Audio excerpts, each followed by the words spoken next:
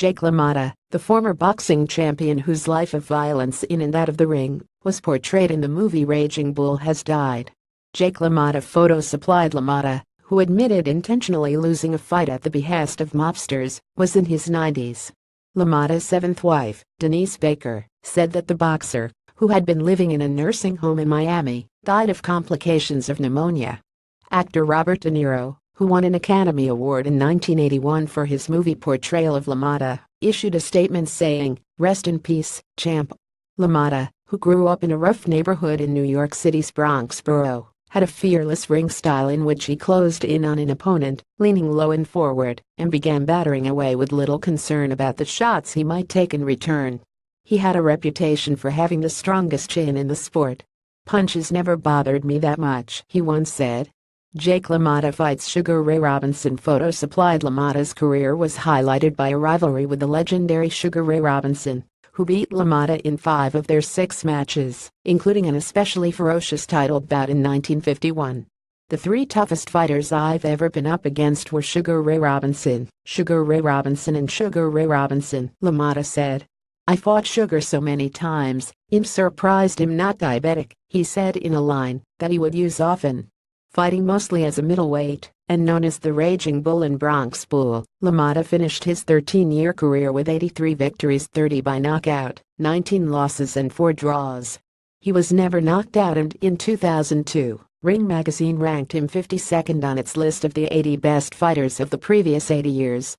While LaMotta's strength and volatility made him one of the top fighters of the 1940s and 50s, by his own admission, his paranoid, jealous and self-destructive nature led to a life of turmoil.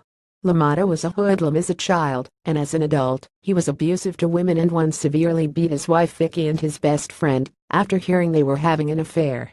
Mobsters had a great deal of control over boxing during LaMotta's career, but he refused to take on a mafia-connected manager. He did, however, agree to throw his 1947 match against Billy Fox in return for a long-sought chance to fight for a championship.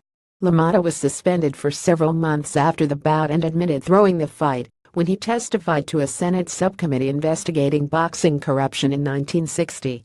The mob did give LaMotta his shot at the title, though, and he made good on it, defeating French-Algerian Marcel Cerdan in 1949 to win the middleweight crown. LaMotta held the title almost 2 years before losing it to Robinson in their 6th fight on February 14, 1951, a bout so fierce it became known as the St. Valentine's Day Massacre. Martin Scorsese's 1980 Raging Bull movie was based on LaMotta's 1970 autobiography, and the boxer helped De Niro prepare for the starring role by training and sparring with the actor. "When I saw the film I was upset," LaMotta told an interviewer.